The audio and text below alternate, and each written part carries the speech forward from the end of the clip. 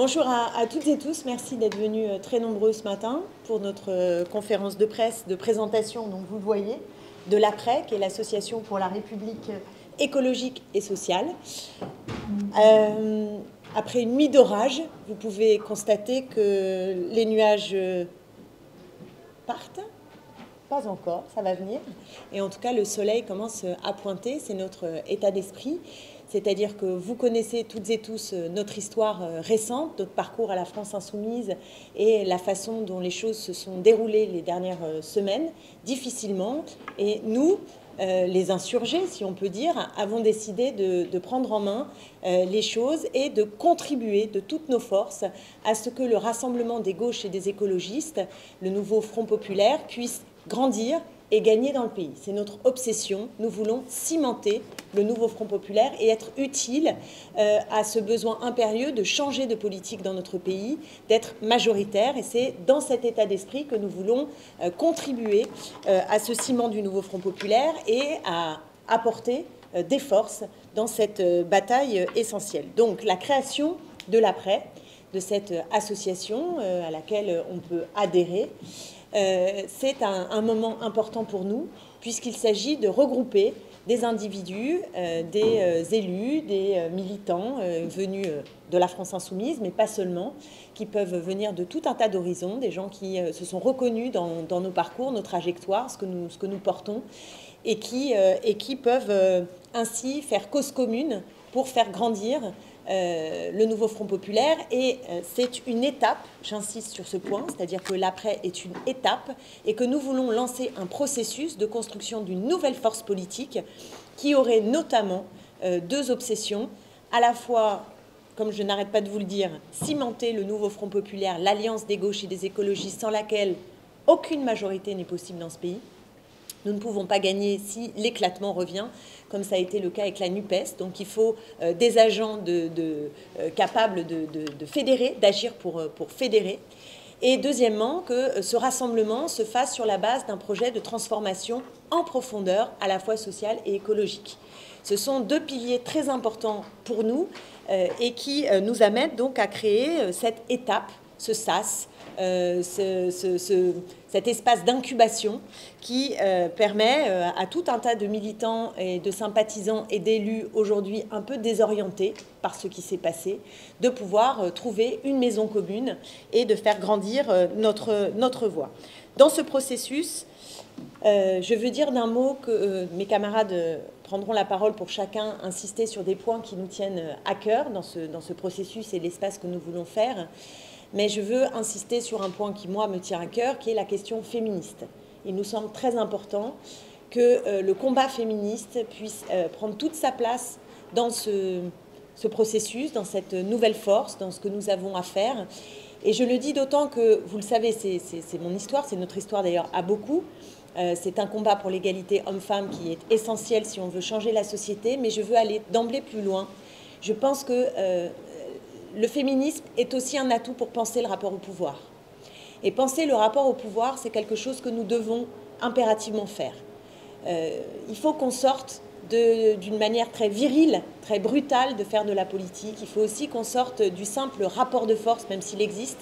Vous me connaissez, je fais de la politique depuis 25 ans, je ne suis pas tombée du monde des bisounours, donc je sais très bien que le rapport de force existe. Mais je pense que nous avons beaucoup à faire sur les méthodes politiques, sur la façon de penser notre rapport au pouvoir. Et ma conviction est que le féminisme, son histoire, pas simplement parce que nous sommes des femmes et que nous aurions par essence une autre manière de faire, je ne suis pas de cette culture-là féministe, je pense en revanche que nous avons un quotidien, une histoire collective qui nous amène à avoir un atout de ce point de vue-là pour avoir d'autres méthodes et d'autres rapports au pouvoir. Voilà, c'est notre état d'esprit et je propose qu'Alexis complète. Alors, non, celui qui est là-bas. Celui-là. Non. Celui-là. Bon, en complétant, et je ne serai pas le seul à compléter notre introduction, ne doit pas être trop longue pour le plaisir de l'échange qui suivra après, en vous remerciant bien sûr d'être venu. Nous sommes le 12 juillet, date en soi qui peut-être ne fait référence à rien si ce n'est aux amoureux du ballon rond. C'est une date en 1998 où la France s'était rassemblée dans une grande joie d'une victoire sportive. Nous voulons, peut-être en plein d'œil, être à nouveau un facteur de ce grand rassemblement, de cette joie commune, cette joie populaire. Qui aurait pu imaginer, il y a à peine il y a un mois, le 8 juin, à la veille des élections européennes, qu'un mois plus tard, on serait devant vous dans cette situation. Il s'est passé énormément de choses, totalement exceptionnelles et inattendues. Et pour notre part, nous avons travaillé avec mes amis dans ces conditions, avec ce sentiment que l'histoire nous mord la nuque. Des événements exceptionnels, avec une certaine gravité, où des potentialités sont là, et les gens que vous avez devant vous ont été plongés dans ces conditions, parfois désagréables, et nous avons réagi comme il le fallait, participé à la bataille électorale, pour certains démontrer par une victoire des choses, et pour certains aussi, je pense à Raquel Garrido, placés dans des situations difficiles où les mauvaises choses qui nous ont été faites ont eu des conséquences électorales. Mais nous avançons. Donc veuillez excuser aussi le caractère, peut-être encore, comme l'a dit Clémentine Autain, de processus que nous mettons en place. Nous avons travaillé sur plusieurs fronts, et c'est ça que nous venons vous présenter.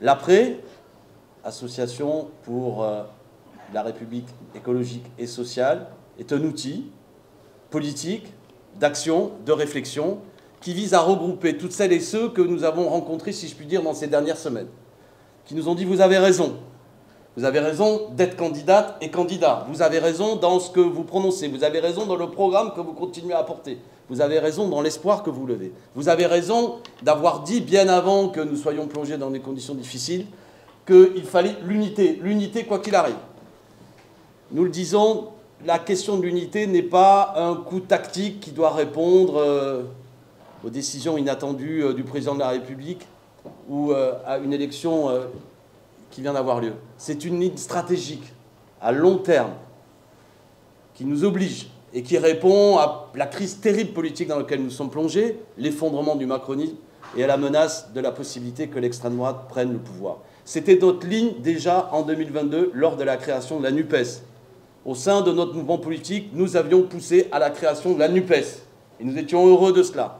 Par la suite, nous avons tout fait pour que la NUPES continue. Et il lui est arrivé ce que vous savez. Et par la suite, nous avons soutenu la volonté que jamais les gauches irréconciliables soient la feuille de route et que le rassemblement ait lieu. Et donc nous sommes des partisans, c'est notre première identité politique, de l'existence, de la consolidation, de l'élargissement du nouveau Front populaire. Sans arrière-pensée, avec la volonté de sa réussite, et en considérant que si ça n'était pas le cas, cela pourrait compliquer la tâche face à la menace de l'extrême droite. Nous sommes des unitaires. Cette unité est aussi, quand nous avançons sur l'idée d'une république, de la République sociale, c'est un facteur d'unité. L'unité autour de l'égalité, de la justice, de la laïcité, bien sûr, qui garantit la liberté de conscience, la liberté de culte, et non pas qui est un instrument pour frapper d'infamie certains de nos concitoyens, pas à géométrie variable, l'unité sur tout le territoire. C'est notre conception à nous, fidèle, je le répète, au combat de la République sociale, et bien entendu en prenant en compte l'urgence écologique. Il y a dans ce pays une dislocation, nous l'avons vu pendant la campagne. L'école publique a été abîmée, l'hôpital public a été abîmé. Il faut continuer à mener ce combat. Donc unité politique des forces politiques, unité, si je puis dire, et égalité sur le territoire. Ça aussi sont des éléments de notre identité politique. Je conclus mon propos en disant, ce n'est pas une figure de style. Nous sommes plein d'ambition politique pour le pays, mais plein de modestie. Nous allons travailler avec d'autres personnes qui ont d'autres parcours, mais qui ne veulent pas que le plus beau qui a été porté lors des dernières campagnes présidentielles par le candidat que nous avons soutenu, beaucoup de gens veulent que ça continue, que le programme continue d'être porté. Nous continuerons à le porter dans un échange fraternel avec toutes les forces politiques. J'insiste, avec toutes les forces politiques. Toutes les forces politiques. Même celles dont nous venons. Même celle qui nous a placés dans la direction, je ne sais qui, nous a placés dans des conditions difficiles. Nous n'avons aucune rancœur, aucun sectarisme, aucun. Nous ne cherchons à exclure personne. Quand je parle d'unité, c'est toutes les composantes aujourd'hui de la gauche et des écologistes. Voilà. Et pour terminer sur, vous l'avez compris, l'acronyme après, il y a un après. Un après Macron à préparer. Un après Le Pen, si je puis dire, et l'extrême droite. Un après 5e République. Cet après, il commence maintenant. Voilà, je vous remercie. Alors, comme ça a été... Ah oui, c'est celui-ci, là, je crois, en fait. Voilà. Tous, bon. Alors, comme il a été bien précisé par Clémentine Autain et par Alexis Corbière, pour nous, l'après, c'est un outil de réflexion et un outil d'action, et je rajouterais que c'est aussi un outil de réflexion sur l'action. Pour nous, on souhaite absolument que cette nouvelle force soit au service du nouveau Front populaire. Être au service du nouveau Front populaire, ça demande, par exemple, d'avoir un autre rapport au mouvement syndical, associatif, au mouvement intellectuel, aux artistes. C'est-à-dire tourner la page d'un rapport qui serait soit hégémonique, soit concurrentiel, mais au contraire, vraiment assumer d'être dans une logique de co-construction. C'est ce qui a fait la force du nouveau Front populaire et qui fait que le nouveau Front populaire est très différent de la NUPES, parce que ce n'est pas simplement un accord entre toutes les forces de gauche et écologistes sur la base d'un programme de rupture, mais c'est aussi des organisations syndicales, des organisations associatives, des médias indépendants, des intellectuels, des artistes, des citoyens qui décident de s'engager dans le nouveau Front populaire. Et c'est aussi à la base des nouveaux Fronts populaires qui se sont constitués en collectif humain avec toute cette diversité, cette richesse, avec la ferme détermination à la fois de lutter contre l'extrême droite, mais de porter l'ambition du programme du nouveau Front populaire pour changer réellement la vie des gens. Et cette dynamique-là, pour nous, c'est essentiel de la poursuivre et de faire en sorte que le mouvement, le nouveau Front populaire, puisse être un mouvement citoyen qui s'ancre dans une pérennité sur l'ensemble des circonscriptions, sur l'ensemble des territoires. Vous avez eu dans cette campagne des actions extraordinaires. Vous avez, par exemple, eu les convois de la victoire, avec des militants et militantes ou des citoyens qui n'avaient jamais milité, qui ont décidé d'aller aider des circonscriptions pour battre l'extrême droite et faire élire un ou une candidate du nouveau Front populaire, quelle qu'en soit d'ailleurs leur étiquette partidaire. Eh bien, nous estimons que notre nouvelle force doit continuer à se poser les questions des pratiques militantes pour poursuivre ces engagements-là. Lutter contre l'extrême droite et reconquérir dans les bourgs, dans les zones rurales, et pas uniquement dans les métropoles et les quartiers populaires des métropoles, ça nécessite à la fois d'interroger nos pratiques militantes dans le combat contre le racisme et d'engager aussi nos pratiques militantes pour arracher au vote d'extrême droite les consciences pour pouvoir aussi s'appuyer sur d'autres mobilisations. Essayer de soutenir tout ce qui peut contribuer à l'auto-organisation et la socialisation autour de la défense d'une école, de la défense d'un hôpital, de la bataille pour le droit au logement.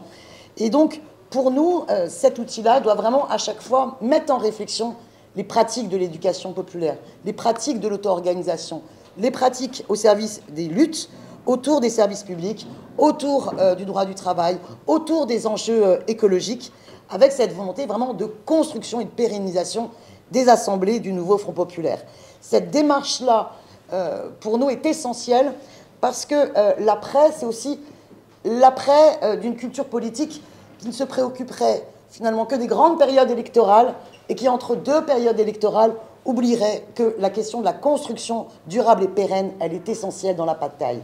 Nous estimons être en campagne permanente au service du nouveau Front populaire, de sa pérennité, son ancrage et son extension.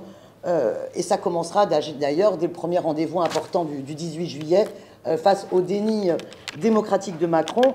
Là, on voit bien la nécessité d'avoir un nouveau Front populaire qui allie à la fois dynamique politique, dynamique syndicale, associative et citoyenne.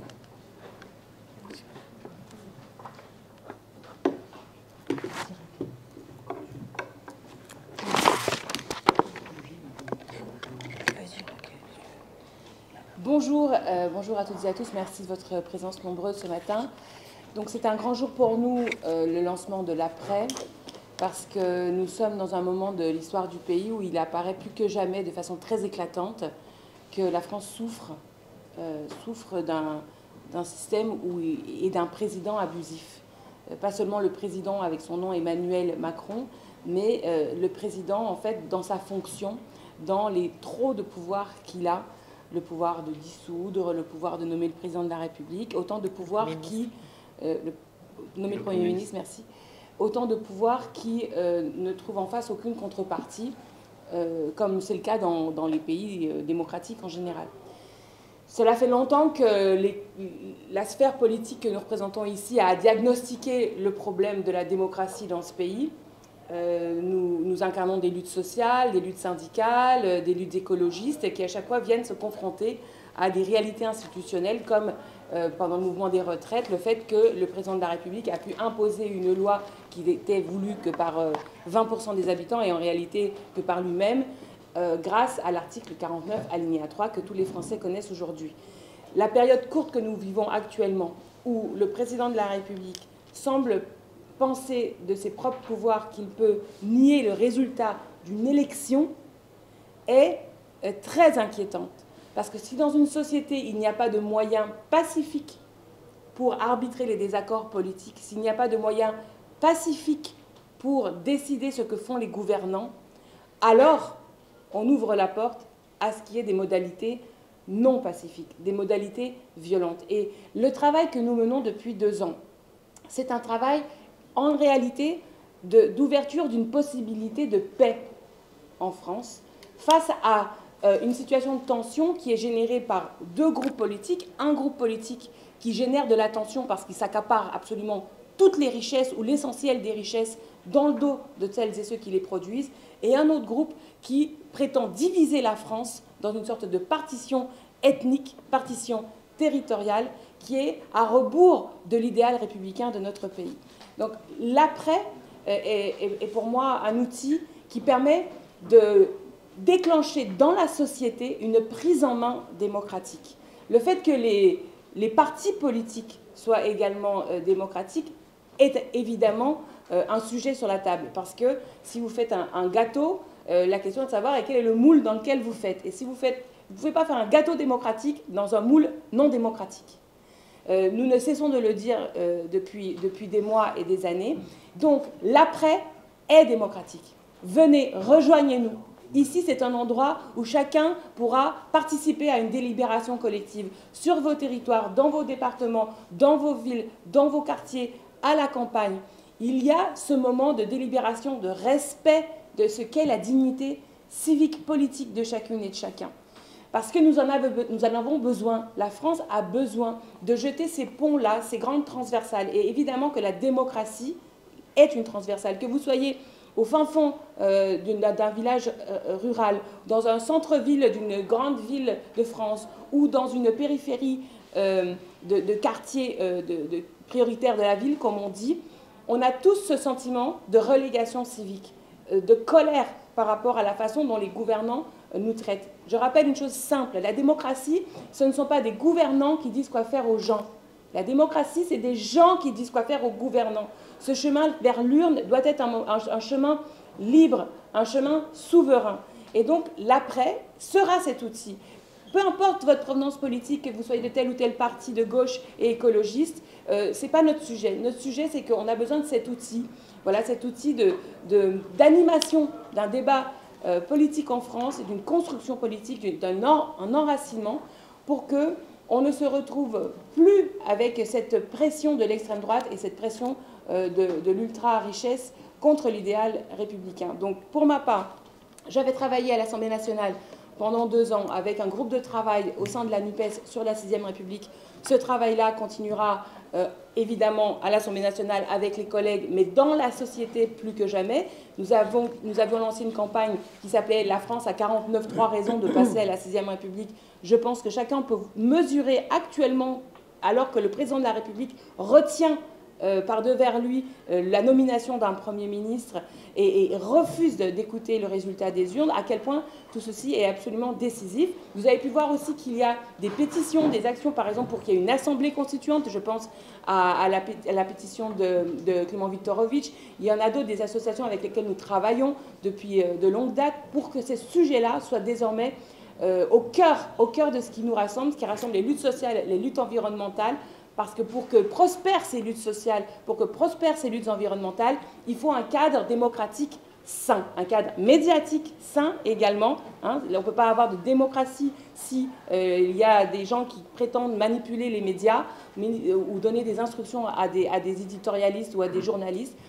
nous sommes des citoyens libres, nous avons besoin d'une presse libre, nous avons besoin d'une école de qualité, nous avons besoin d'un écosystème démocratique. Et ça, fondamentalement, c'est au cœur du projet de l'après.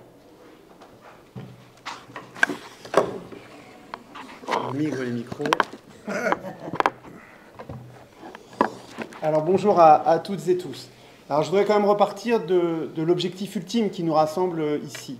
L'objectif ultime, c'est quand même que les gens aient une vie meilleure. Parce que les gens ne s'intéressent pas forcément aux petits problèmes entre les partis politiques. Et ce qu'ils veulent, c'est qu'on éradique la misère. Ce qu'ils veulent, c'est qu'on puisse vivre dignement de son travail. Et tout ça, on faudrait pouvoir le faire sans réchauffer le climat et sans détruire la biodiversité. C'est ça l'objectif ultime. Et pour atteindre cet objectif ultime, il faut à la fois que la gauche et les écologistes soient en mesure de gouverner. Donc ça, c'est un élément extrêmement important. On a l'objectif de l'après, c'est quand même qu'on construise une force à vocation majoritaire, ça a été dit et redit. Mais, et je le dis ici, il faut aussi que le mouvement social soit dynamique, que les associations soient vivantes, et que tout ça puisse dialoguer les uns avec les autres de manière harmonieuse. Ça, c'est les deux piliers, à mon avis, qui sont importants. Le mouvement social et la capacité à avoir un gouvernement à vocation majoritaire. Bon, hélas, quelles sont les menaces qu'on a face à nous? Moi, je pense qu'on est face à un sursaut, mais ce sursaut peut être de courte durée. Et l'après vise à éviter qu'il soit de courte durée et que le sursaut soit durable. Bon. C'est quoi les menaces que nous avons face à nous? La première menace, elle est bien connue, c'est la division. C'est le retour de la division. Donc c'est la division entre les 4 grandes forces politiques qui ont construit le nouveau Front populaire, mais c'est aussi la division entre les forces politiques, les mouvements associatifs, c'est aussi la division entre les forces politiques et les forces syndicales. Et je crois que la première tâche de l'après, ça a été dit par l'ensemble des collègues qui sont ici et qui sont les membres fondateurs, c'est que l'après doit être un ciment. Un ciment pour renforcer le nouveau Front populaire d'abord. Et une première chose qu'on peut dire à toutes ceux et celles qui nous écoutent, c'est construisez partout des comités locaux du nouveau Front populaire. Il faut que le nouveau Front populaire s'ancre localement. Il faut qu'il puisse dialoguer avec les associations, avec les syndicats, localement, avant tout. Et je crois que ça, c'est la première tâche du nouveau Front populaire. La deuxième tâche, et la deuxième menace qui est face à nous, ça a été dit par Clémentine, c'est le renoncement.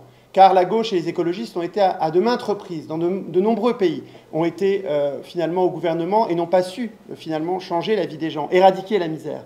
Et donc l'après doit avoir ça aussi comme objectif, c'est d'apporter au pot commun la radicalité qui était notre identité, puisque nous appartenions à la France insoumise. Et je pense que c'est toujours notre identité. On partage le programme de l'avenir en commun, on n'a jamais renoncé à ce programme. Et je crois que changer réellement la vie des gens nécessite de transformer en profondeur nos modes de consommation et nos modes de production. Et ça fait partie aussi de l'héritage qu'on met là sur la table. Deux choses pour conclure. La première, c'est qu'il me semble absolument nécessaire de bien comprendre que c'est un incubateur. C'est-à-dire que nous sommes là dans une position relativement modeste. Alors bien sûr, dès maintenant, vous pouvez adhérer à l'après et on sera très contents. Mais notre objectif, c'est rapidement construire une nouvelle force politique dans ce pays. Ça, c'est quelque chose qui me semble extrêmement important. Et moi, je suis membre déjà d'un parti, hein, donc je suis membre de la gauche éco-socialiste, et donc l'après, évidemment, accepte la double appartenance, mais l'idée, c'est que toutes les forces politiques qui sont disponibles pour construire une nouvelle force politique démocratique, radicale, porteuse d'unité, eh ben, puissent à un moment donné se fédérer pour construire une nouvelle force politique. Donc l'après est un incubateur. J'excuse au passage Picardie Debout, hein, Guillaume Ancelet, le président de Picardie Debout, qui devait être avec nous aujourd'hui, et c'est un symbole fort, et qui lui aussi se trouve complètement dans le projet de l'après comme incubateur pour aller vers une nouvelle force politique. Dernière chose pour conclure. Moi, je pense que sur les questions à la fois stratégiques et programmatiques, on a des choses qui sont sur la table, mais on a encore beaucoup de choses à construire. Et nous, avec l'après, on veut contribuer aussi à la réflexion théorique. On veut aussi réfléchir de façon, et avec une théorie qui n'est pas en l'air, mais avec une théorie qui est vraiment connectée, ancrée avec les pratiques du nouveau Front populaire. Et donc je pense que ça, pour travailler notamment sur comment on change la société, quels sont les vrais verrous dans la société, et ça, je crois que les uns les autres ici en tant que parlementaires, on a démontré qu'on pouvait partir des réalités concrètes du territoire pour en faire vraiment des propositions vraiment théoriques et changer et ça rejoint ce que tu disais, Raquel, sur la République et la 6e République. C'est-à-dire que fondamentalement, on ne veut pas quelque chose par en haut. On veut quelque chose qui parte réellement de la vie des gens et qui arrive à transformer le logiciel de la gauche et des écologistes, parce que très sincèrement, je ne crois pas que le mariage entre l'écologie et le socialisme, pour reprendre deux grandes théories du XXe siècle, ne soit complètement abouti. Et ça fait partie des objectifs qu'on a dans l'après, c'est de travailler à cette refondation, de continuer cette refondation théorique. On prend les questions. Tous les micros. Non, attends, je vais juste dire il manque deux Olivier. mots. Oui, mais je vais présenter l'intervention d'Olivier. Présenter Olivier Madol, qui est un dirigeant qui, je ne sais pas comment on dit au passé maintenant, qui était en tout cas un animateur sur Montreuil des Insoumis et qui est adjoint au maire de Montreuil. Je lui passe la parole, mais je veux vous dire, avant de lui passer la parole, que nous avons donc un site internet qui est en ligne, le site de l'Après, qu'on peut trouver. Alors peut-être qu'il faut donner exactement le nom. Je vous l'envoie. www.l-du6, là, le -o. Voilà, c'est écrit là. Voilà, il est écrit là. Voilà, vous l'avez. Il est en ligne. apres.fr. Et donc, il est en ligne et vous trouverez, c'est pour ça que nous passons la parole à Olivier Madol, parce que vous trouverez dessus les premiers autres élus que nous qui lancent l'appel de l'après avec nous. Oui, bonjour à toutes et tous. Effectivement, mon objectif ici, c'est de vous dire que ce n'est pas uniquement un mouvement de personnalité, mais c'est un mouvement collectif qu'on lance avec l'après. Un mouvement collectif qui est ancré dans la totalité déjà du territoire français et qui est aussi ancré dans le terrain. Il y a d'ores et déjà des dizaines d'élus qui se sont engagés au travers de l'après, des élus qui représentent cette France des villes et des champs, cette France des tours et des bourgs qu'on veut faire vivre, des élus qui sont engagés sur le terrain au quotidien pour essayer de changer la vie des gens et de lutter contre les dégâts de la politique d'Emmanuel Macron. Ce que je ferai juste là, c'est vous citer 12 noms. On a choisi 12 noms d'élus un petit peu emblématiques. C'est des maires, ce sont des conseillers régionaux, ce sont des conseillers départementaux, ce sont des maires adjoints, des conseillers municipaux qui sont dans des majorités ou dans des oppositions. Je voudrais d'abord citer le nom de Claire Schweitzer, qui est conseillère régionale des Pays de Loire et qui est élue à Angers, la ville de Christophe Béchu, où elle est dans l'opposition. Sophie Romera, qui est conseillère départementale et conseillère municipale à Fontaine, dans l'Isère, dans la banlieue grenobloise. Luce Troadec, qui est conseillère municipale à Valenciennes, dans le Nord. Catherine Amaro, qui est conseillère municipale à Mâcon, en Saône-et-Loire. Muriel Pinault, qui est conseillère municipale à Villefranche de Lauragais, en Haute-Garonne, un petit village à une trentaine de kilomètres de Toulouse. Nathalie Lana, qui est maire adjointe à Montreuil, en Seine-Saint-Denis. Et puis aussi des hommes, Julien Poix, qui est conseiller régional dans le Nord et qui est de Lille. Guillaume Chosmy, qui est maire de Pont-Chrétien-Chabonnet dans l'Indre, là aussi une petite commune. Pierre Pollard, qui est maire de Capestan dans l'Hérault, également une petite commune. Florian Lecoultre, qui est maire de Nouzonville dans les Ardennes. Alexis Midol-Monet, qui est conseiller municipal délégué à Orsay dans l'Essonne, et puis moi-même qui suis maire adjoint à Montreuil, en Seine-Saint-Denis. Vous voyez qu'au travers de ces profils, on voit que c'est l'ensemble du territoire, et c'est bien ça qu'on veut faire vivre au travers de l'après.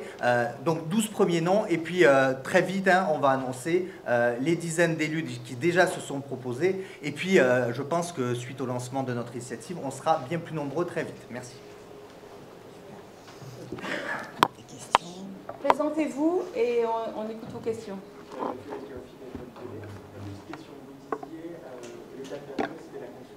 Concrètement, ça veut dire quoi? De quelle manière ça va se manifester? Est-ce qu'il va y avoir dans les prochains jours, par exemple, un groupe à l'Assemblée nationale? Combien vous êtes? Alors, il y a deux choses différentes. Il y a la question du groupe à l'Assemblée nationale, et vous avez entendu notre proposition. Nous souhaitons un groupe avec les communistes et les écologistes. C'est en discussion. Pour l'instant, les communistes ne veulent pas être avec les écologistes. Les écologistes, eux, étaient prêts à un groupe plus large.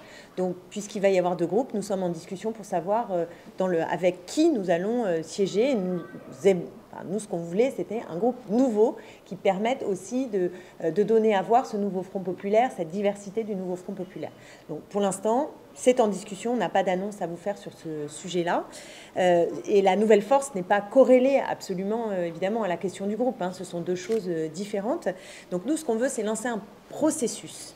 Et ce processus, on s'adresse déjà à des j'aime pas dire comme ça, mais disons, il y a des groupes politiques, des partis politiques qui existent et qui ont ces deux obsessions, et d'autres, hein, comme nous, c'est-à-dire faire grandir le nouveau Front populaire et le faire sur la base d'un projet qui prenne les problèmes à la racine. On n'est pas tout seul. Il y a par exemple la gauche éco-socialiste, il y a par exemple Génération, il y a par exemple GDS. Donc il y a des groupes qui existent avec lesquels nous voulons entamer un dialogue. Mais ce que nous voulons faire comme nouvelle force, c'est au-delà du rassemblement de l'existant, c'est que nous nous adressons, comme l'a très bien dit tout à l'heure Daniel, et comme d'autres d'ailleurs l'ont dit, aussi Raquel, il y a dans la société elle-même des militants des quartiers populaires, des féministes, des activistes, des jeunes écolos, des militants pour la démocratie, dans les quartiers pas populaires, mais de toutes sortes populaires, pas simplement les quartiers populaires comme chez moi à Sevran, mais aussi dans les campagnes, dans les zones de sous-préfecture.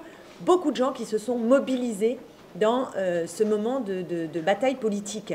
Les convois de la victoire, l'appel KG qui s'est transformé en Union Maintenant. Vous avez des centaines, enfin c'est des milliers en fait de gens en France qui ont été de cette bataille-là. Et nous, on a envie de leur dire, venez nous aider à être un ciment, venez nous aider à ce que la place de la société civique, des syndicats, des associatifs soit reconnue dans le nouveau Front populaire et toute leur place. Venez nous aider à faire un mouvement qui soit un mouvement qui ressemble à la France dans ses couleurs, dans sa diversité sociale, dans son genre évidemment. Donc c'est ça qu'on veut faire. C'est pour ça qu'on vous dit que là, c'est une étape. Parce que ce que nous voulons, c'est faire quelque chose de bien plus grand. Et nous en donnons d'ores et déjà les moyens en lançant l'appel aujourd'hui et en travaillant au dialogue avec d'autres organisations politiques qui ont le même objectif que nous. Est-ce que vous faites partie du processus de négociation avec la NFP? Bien sûr que non. C'est un cartel d'organisation. Et comme vous pouvez le constater, nous ne sommes pas dans le tour de table puisque nous n'appartenons pas à une organisation qui a fondé le nouveau Front populaire. Mais justement, avec la création de l'APRE, est-ce que ce n'est pas l'objectif? Quand nous aurons une nouvelle force politique, quand ce processus sera arrivé à maturation, j'espère bien que nous aurons notre place dans un cadre unitaire. Non mais soyez conscients de la modestie de ce que nous faisons, même si nos ambitions sont grandes. C'est-à-dire que, et j'ai rappelé tout à l'heure le calendrier, il y a encore 4 semaines, autour de cette table, nous n'imaginerions pas être devant vous dans ces conditions. Et pour autant, nous savons que c'est que l'action collective qui permet de faire les choses. Donc nous commençons par en bout. Nous nous rassemblons. Nous avons, vous verrez sur le site, constitué une première déclaration politique. Olivier Madol vous a présenté, nous avons dialogué avec toute une série d'amis à travers la France qui rejoignent ce processus. Et puis nous pensons que comme une pelote, eh bien, en étant utile, dans les mois qui viennent, les semaines qui viennent, nous allons agréger à nous toute une série de gens qui se sont adressés à nous, qui par le passé étaient eux-mêmes dans des groupes, des différents réseaux, etc. et qui ont envie de participer à cette aventure. Voilà, nous ne sommes pas un parti politique, quelque chose de plus constitué, qui a la dimension nationale. Nous n'en sommes pas encore là, peut-être que rapidement nous y arrivons, mais que les choses soient claires. Nous ne venons pas là pour bousculer, remplacer ou affronter je ne sais qui. J'ai insisté sur cette dimension. Que l'ensemble des amis qui composent le nouveau Front populaire entendent bien que nous sommes là pour enrichir, un peu contraints en raison de la situation, et certainement pas en disant que nous venons remplacer, affronter, substituer parce que nous serions mieux. Voilà. Il y a dans ce pays beaucoup de forces disponibles, nous semble-t-il, pour faire vivre ce que nous vous présentons. C'est-à-dire que vous avez compris quelle est notre carte d'identité politique, vous nous connaissez depuis longtemps, nous n'avons pas changé, et nous pensons même que nous sommes restés fidèles précisément à ce qu'était notre identité politique et que c'est peut-être pour ça aussi que nous avons subi des mauvaises manières. Parce que pour nous, il y a toujours eu une adéquation entre le projet politique et la manière dont on fonctionne. Voilà où on en est. Et on sait aussi que beaucoup de forces politiques, ces derniers temps, s'étaient elles-mêmes peut-être un petit peu éparpillées à travers le pays parce qu'elles n'avaient pas trouvé au sein des organisations politiques tout ce qu'elles trouvaient. À tout cela, nous sommes dans cette discussion pour dire, ben voilà. Donc c'est ce processus auquel vous allez assister. Sans aucun doute que dans les semaines, les mois qui viennent, nous allons avoir des initiatives à dimension nationale, de rassemblement, en lien, en fraternité, en fédération avec des autres, etc. Voilà le processus dans lequel on est. Et pour terminer sur votre question, les forces politiques, les 4 forces politiques du nouveau Front populaire travaillent actuellement. Nous ne sommes pas autour de la table. Je vais le dire simplement, nous souhaitons leur réussite. Nous souhaitons que le plus rapidement possible, si je puis dire, il y ait une proposition qui fait que l'élection ne soit pas volée. Mais on ne peut pas dire mieux. Et à ce stade, je ne vais pas me pousser du col et donner des conseils. Nous n'avons pas tous les éléments pour savoir ce qui bloque, mais nous lançons l'appel clairement, rapidement, avancez les amis, parce que des millions de gens à travers le pays attendent ça, et ne laissons pas Emmanuel Macron reprendre la main. Voilà, j'ai pas mieux à dire, hein, et je crois que c'est l'état d'esprit. Allez-y. J'ai deux questions. La première, vous avez parlé du cartel à propos de ce qui se passait actuellement dans... Bah oui. Alors, est-ce que ça veut dire que vous contestez la méthode et que vous pensez qu'il y aurait une autre méthode pour choisir le candidat pour être Premier ministre, par exemple des parlementaires élus de Front C'est pas Populaire, le sujet de la conf. par une autre méthode ce candidat. Et l'autre question, c'est à propos de François Ruffin, je crois qu'il n'est pas acceptable. Est-ce qu'il fait partie de l'après ou pas?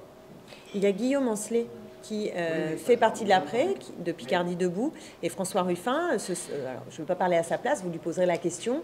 Vous savez que nous sommes avec lui et nous serons dans notre décision de groupe, puisque vous posez la question, n'ayez aucun doute sur le fait que les 5 députés insurgés seront ensemble avec François Ruffin au même endroit. Donc nous sommes groupés, nous dialoguons avec lui en permanence, nous faisons front commun, et j'espère bien que dans ce processus vers une nouvelle force, nous serons ensemble. Il ne souhaite pas être dans cette aventure-là ici, mais c'est à lui d'en rendre des comptes. Et je pense qu'il n'avait pas tout à fait non plus le même rapport à tout ce qui...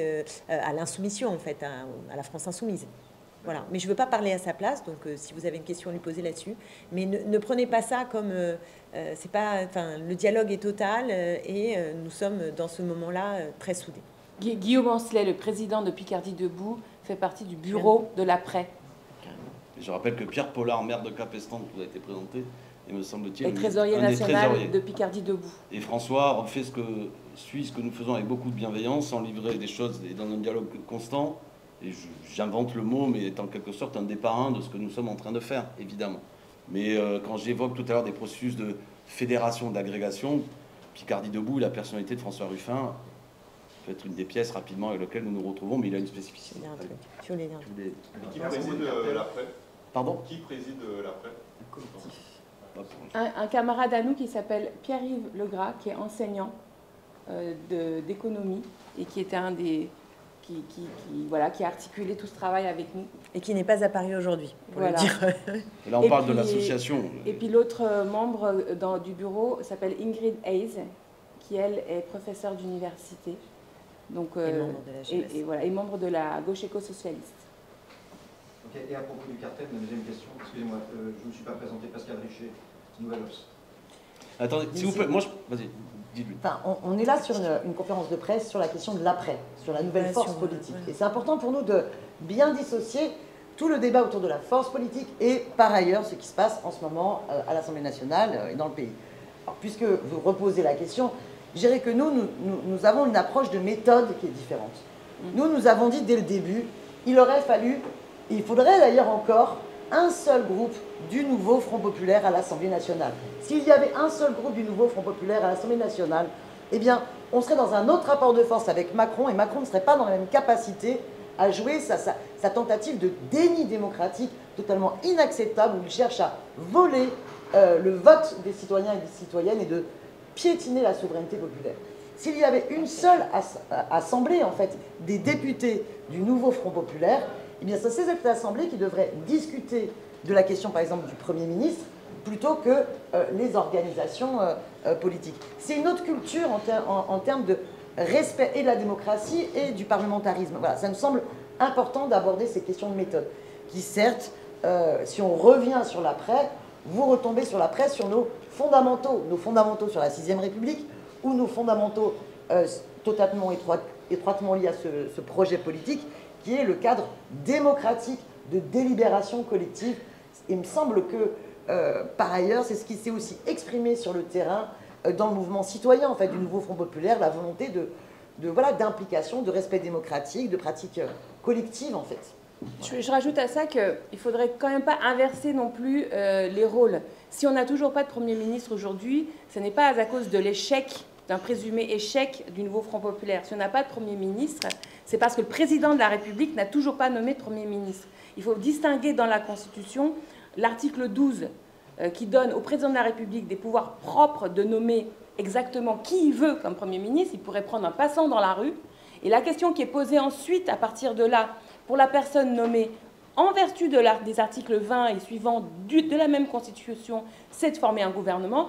Et ensuite, conformément à la Constitution, le Parlement doit se poser la question de savoir s'il censure ou pas ce gouvernement-là.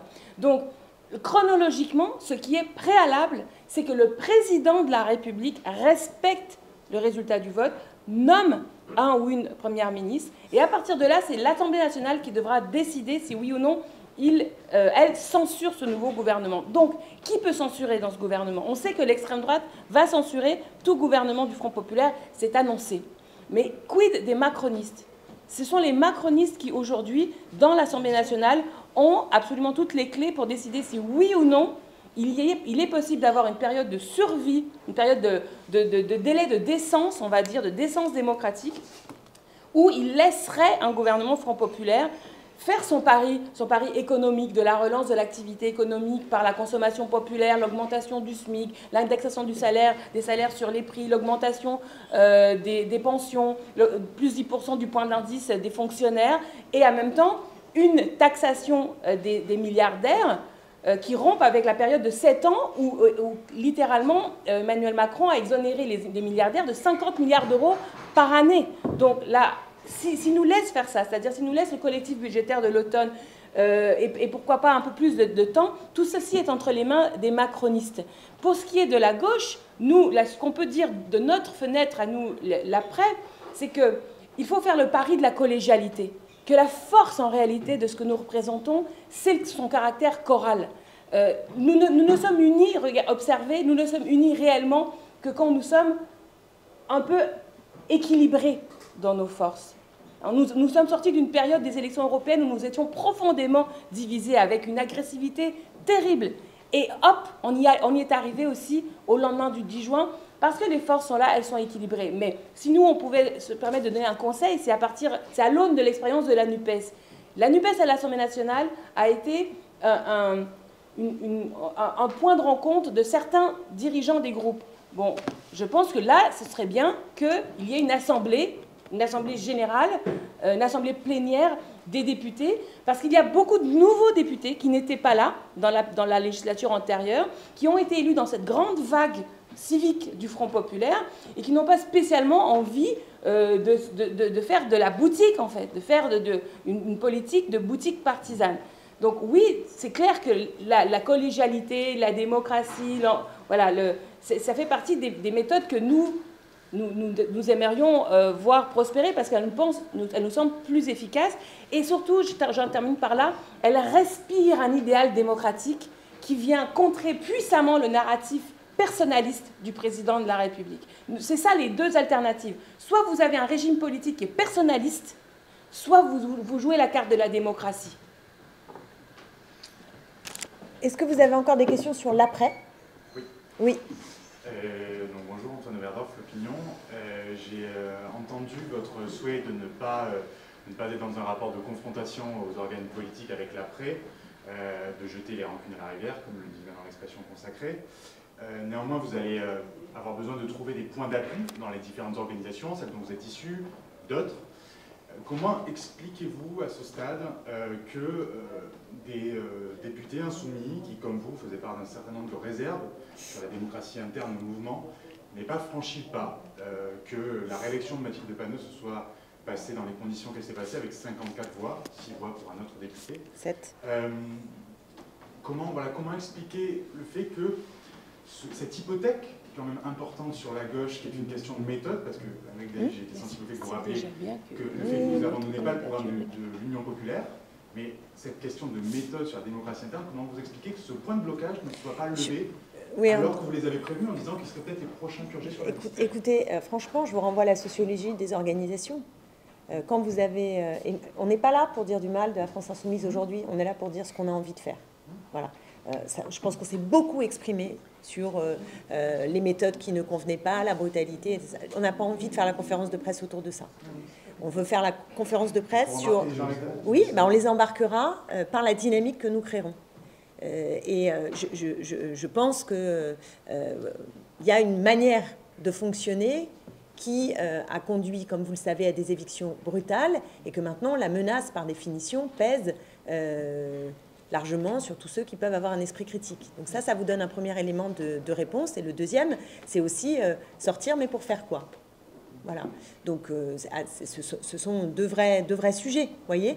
Donc, nous, on s'occupe d'avoir un espace qui est un espace utile, constructif, et qui donne à voir un mouvement politique qui ne perd rien de son esprit d'insoumission et qui a à cœur d'être constant sur l'union et de vouloir cette union sur la base d'un projet de transformation profonde.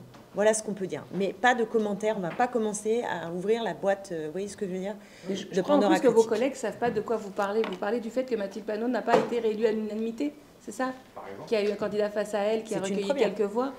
Nous l'apprenons. Franchement, c'est déjà en fait un électrochoc, je pense, dans cette Moi, juste une métaphore. Le bon ouvrier, c'est qu'avant de déposer ses anciens outils, il faut qu'on lui en propose un nouveau.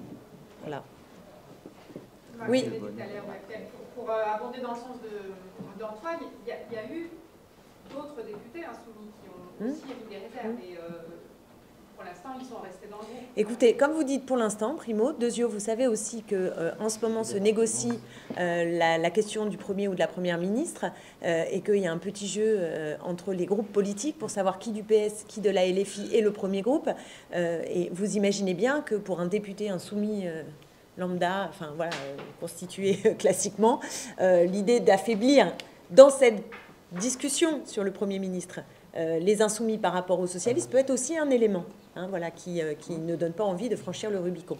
Mais chacun fera en conscience, et je pense qu'on n'est pas là pour commenter les choses, mais pour offrir une perspective.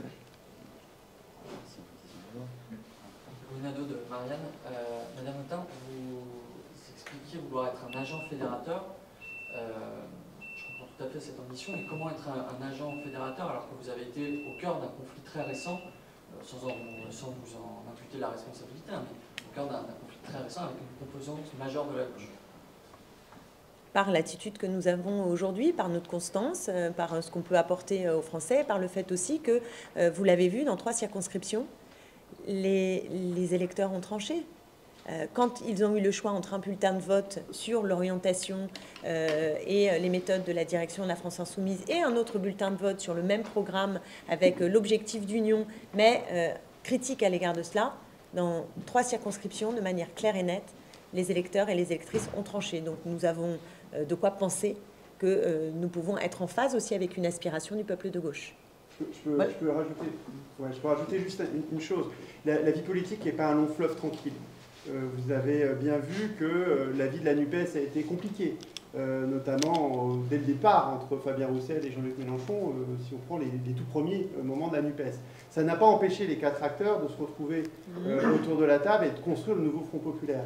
Donc moi je crois, et pour avoir vécu ça dans d'autres, y compris à des échelons plus locaux, on peut les uns et les autres avoir des parcours, et à un moment donné, l'important c'est l'objectif qu'on se donne. Et l'objectif qu'on se donne, c'est d'être un ciment du nouveau Front populaire, et je crois que les personnalités qui sont là ont toujours été des personnalités qui ont défendu le rassemblement et l'unité, et on saura faire, rassurez-vous, on saura faire, y compris avec nos anciens collègues de la France Insoumise, le moment venu pour être fédérateur, y compris avec eux. Auriez-vous imaginé que, vu les noms d'oiseaux qui ont circulé entre les insoumis et les socialistes, ils auraient été capables de signer un accord?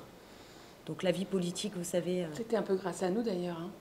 Parce que ce qui nous a été reproché, qui était de faire du lien entre les partis de gauche pendant les européennes, c'est sans doute ce qui a précisément permis que la surprise générale, le 9 juin, l'unité soit possible. Donc nous, on a fait tout ce travail-là de façon désintéressée, en sachant que ça pouvait impliquer une purge, hein, parce qu'on connaissait les méthodes de la direction de la France Insoumise, et pourtant on le fait quand même parce qu'on a à cœur de préserver l'intérêt général du pays, de la gauche, et donc c'est exactement cette même méthode-là qu'on va continuer d'appliquer. Daniel, ça fait 3 fois qu'on... Non, mais ce que je voulais rajouter, c'est que, en tout cas, moi, les insoumis qui soient encore dans la France Insoumise ou qui soient partis à bas bruit, ou des citoyens avec qui on a partagé toute la campagne dans le nouveau Front populaire, avec qui j'ai pu échanger, en fait, il y a une attente et il y a un enthousiasme à ce qu'on est en train de créer là. Parce qu'il y a une envie très forte de pouvoir poursuivre cette aventure politique du nouveau Front populaire, mais d'avoir en même temps un sas qui ne remet pas en cause les doubles appartenances. Je veux dire, on peut rester dans tel gauche éco-socialiste ou France Insoumise et en même temps s'impliquer dans l'après. pour qu'on puisse vraiment échanger, pour qu'on puisse réfléchir, pour qu'on puisse approfondir théoriquement avec des intellectuels le projet de société qu'on porte, qu'on puisse réfléchir avec des associations de l'éducation populaire sur nos pratiques militantes, qu'on puisse penser avec des organisations syndicales et syndicalistes sur comment soutenir les luttes, les rapports de force. Bon, il y a cet enthousiasme-là, et je pense que c'est ça qui est, c'est ça qui est grisant dans le lancement qu'on est en train de faire, avec voilà, cette idée vraiment de sas, d'étapes, de double appartenance possible, de modestie, qui fait que nous, ce qu'on souhaite, c'est déjà voir celles et ceux qui ont envie de participer à cette aventure, pour qu'ensuite il puisse y avoir un processus constituant. C'est-à-dire, ce n'est pas nous qui décréterons comment tout fonctionnera. On le co-construira ensemble, ce qui est déjà en soi, dans la méthode, un pari démocratique nulle part vu ailleurs, quoi. Voilà. Oui, et on peut d'ores et déjà donc manifester sa volonté d'adhérer, parce que ce qui est important pour nous, c'est qu'on s'inscrit dans la grande tradition de la loi 1901. Donc, on adhère, on cotise, et en tant que cotisant, on rentre dans une association qu'on anime ensemble démocratiquement. Donc, aujourd'hui, là, tout de suite, sur le site l-apres.fr, vous pouvez bien sûr laisser vos contacts, mais vous pouvez d'ores et déjà dire que vous voulez adhérer. C'est important, cette vision profondément démocratique de l'association dès son origine. Vous trouverez sur ce site, qui va progresser évidemment, une déclaration qui est courte, mais qui tout de même donne l'essentiel de notre identité politique qu'on a cherché à vous présenter. Voilà. Je crois qu'on va vers la fin de cette conférence de presse. Tout à l'heure, Hendrik Davy a évoqué un film d'Étienne Châtilliez, La vie est un long fleuve tranquille. En conclusion, j'en citerai un autre, avec un jeu de mots, le bonheur est dans l'après. C'est ce que nous cherchons à faire. Voilà. On vous remercie, on en reste là. Merci à vous. Merci à vous. D'avoir été là.